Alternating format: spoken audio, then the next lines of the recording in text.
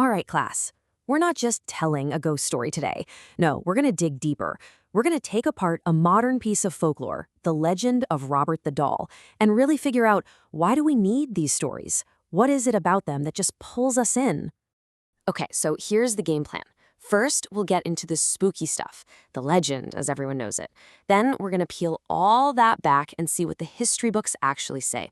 And finally, the big one. What does this doll's story really tell us about us? So let's start at the end, shall we? Or, well, not the end, but the version of the story that's alive and kicking right now. This is the modern monster, the Robert that you see in movies and TV shows. This is the one that terrifies people today. And this quote, wow, it just says it all, doesn't it? This is the doll that has been ruining people's lives. That's from someone who saw him recently. You can just feel the fear there. People aren't just looking at a creepy old doll. They genuinely believe he's an active, evil force in the world. I mean, think about it. He's this 40-inch doll in a little sailor suit sitting behind glass in a Florida museum. And he's surrounded by thousands of letters. Why? Because people blame him for everything. Car wrecks, failed marriages, getting sick, even death. And it's so real to them that the museum gets like 1 to 3 letters every single day from people begging this doll to forgive them and lift his curse. It's wild. Okay, so how did we get here? How does a doll get this kind of reputation? Was he always this terrifying monster? Well, let's do some digging. We're going to peel back those layers of spooky legend and look at the actual history. And I promise you, what we find is maybe less supernatural, but honestly, it's just as interesting. So when you look into Robert's origin, you basically get 2 completely different stories. You've got the legend on one side, we're talking voodoo curses, servant seeking revenge, the really dramatic stuff. And then you've got the historical record, which is, well, a lot less dramatic. The evidence points to him being a gift from a grandfather, probably a one-of-a-kind display doll made by the Steiff Company in Germany.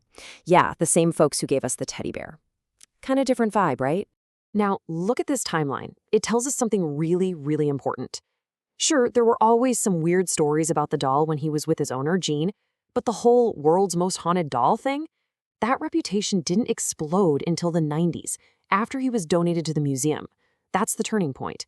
Putting him on public display was like pouring gasoline on the fire.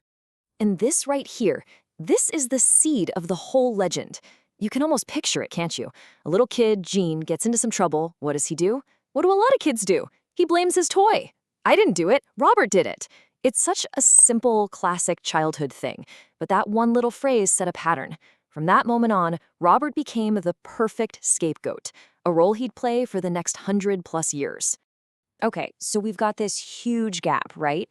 On one side, we have a simple, historical object, a toy. On the other, we have this terrifying modern legend. So how do we connect the two? Well, that's where folklore comes in. It gives us the tools to build a bridge and really understand how an old doll becomes this global phenomenon. So is Robert just a really, really creepy doll? Or is there something more going on here? Before we can answer that, we have to ask an even bigger question. From a folklorist's point of view, what even is a cursed object? It's probably not what you think. And here's the key. A cursed object isn't about some inherent evil packed into a thing. It's really a powerful storytelling tool. Think of it like this. It's an object that just gathers stories to itself, specifically tragic stories.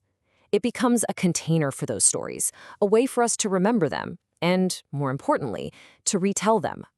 So Robert is basically a magnet for misfortune. He didn't cause all these bad things to happen. Instead, the stories of bad things just stuck to him. He gives people a really simple explanation for why chaos happens. Oh, my car crashed. Well, I did make fun of that doll yesterday.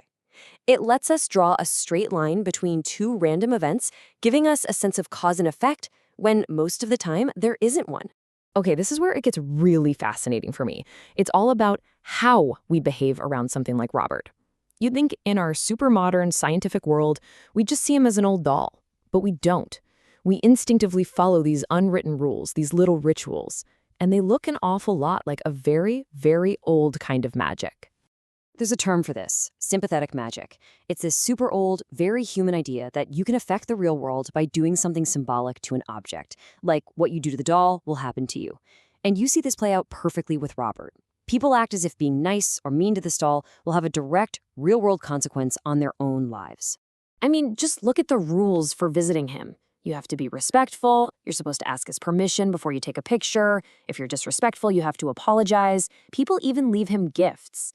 Each one of those actions is a perfect example of sympathetic magic. You're performing a small ritual, trying to appease the object, all in the hope of protecting yourself from bad luck. And if you want to see just how far this magical thinking can go, get a load of this. This quote is from some ghost hunters talking about what they're going to do with Robert: a blood ritual sacrifice, pricking themselves and putting their blood on the doll. I mean, we're not just talking about being polite anymore. This is ancient, primal ritual. It's a very literal attempt to connect with the doll's power. So all of this leads us to the big question, the so what of it all. Why do we do this? Seriously, why does a grown adult write an apology letter to a doll? Why do people feel the need to perform a blood ritual? What's going on here? Well, from a folklore perspective, legends like Robert's aren't just spooky campfire stories. They serve a really fundamental human need. We are pattern-seeking creatures and we hate chaos. These stories help us create order out of that chaos. They give us a reason, any reason, for why bad things happen, which is often better than no reason at all. Exactly. When you can blame a curse, you're creating a simple story. I did X, so Y happened. It's a narrative that makes sense of a random car accident or a sudden sickness. It's not a scientific answer, for sure, but it is an answer. And having an answer, any answer, gives us a feeling of understanding. And, funny enough, a sense of control over a world that often feels totally out of our control. So I'll leave you with this to chew on. The story of Robert the Doll really shows us just how blurry the line is between an object and the story we tell about it.